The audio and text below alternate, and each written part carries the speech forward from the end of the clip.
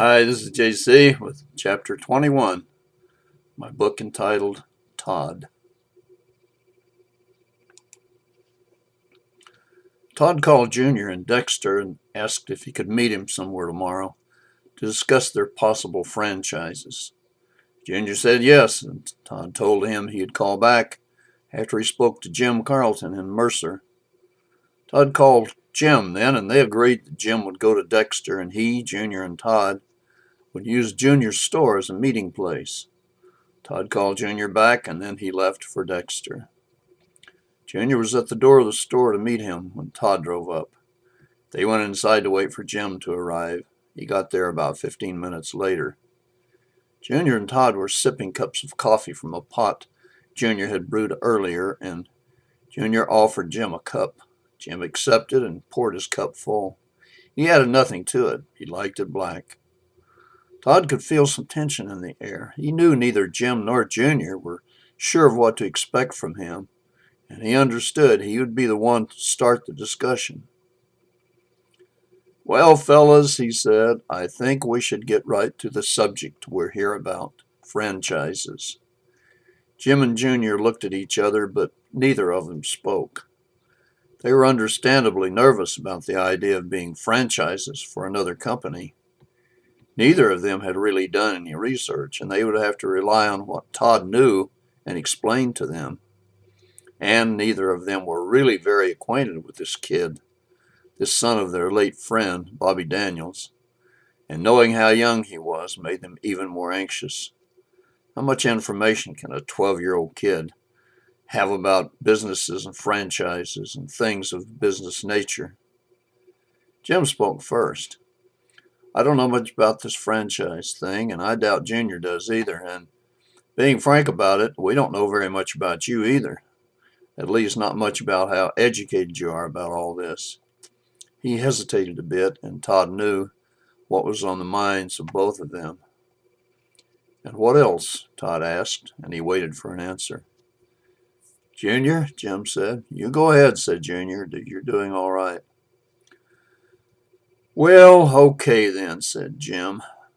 "No offense intended, but you're pretty young to be getting into something like this. Frankly, if I hadn't known your dad so well, I wouldn't even be here talking to you about all this. Maybe you're like Bobby was, and maybe not. I'd trust him with my life, if it ever came to that. But with you, well, I just don't know. We're talking about just giving over our stores to a 12-year-old kid. Now, that's pretty spooky." Todd looked at Junior. Junior shrugged. "That about covers it for me, too." Todd was quiet for a few moments. He could feel the tension lessen a bit now that things had been said. He was thinking about what he had heard. He, of course, had already known what Jim and Junior would say about what would worry them the most. He reached out and picked up the coffee pot and poured a bit into his cup. He looked at the other men, silently asking if they needed a warm-up of their own coffee. Each acquiesced with a nod, and Todd poured a bit of the still hot liquid into their cups. It had been very quiet for several moments now, and Todd could feel a little tension beginning to creep back into the air. He knew whatever he said next would set the mood for this whole conversation between the three men. "Well," said Todd, "I am, after all, my father's son. Whether or not that makes any difference here, we don't know yet. So I'll just say it like it is. First, I'm not here on my own. My store is a corporation now, and Mom is the CEO. I'm the chairman of the board, and Mom and Leslie and Mom's sister, Aunt Lola, are board members, and all of us are actively working in the store. Daniels Hardware Incorporated is a very successful business, and although we're not millionaires, we're very well off, and there's no reason to think that situation will change. So, for any benefit for my business, there's no reason for me to even be here suggesting a franchise with you two men." He hesitated for a few seconds to see if there would be any immediate reaction to what he said. There wasn't, so he went on. "You both were very good and honest with Dad. But frankly, I never heard of you until after Dad passed on. But I heard stories from both of you about your friendship with him, and I believe them. I feel like maybe something has been left undone, though. Something Dad wanted and meant to do, but didn't have the chance to do it, or just put it off too long until it was too late. Your businesses are not very profitable, for whatever the reason.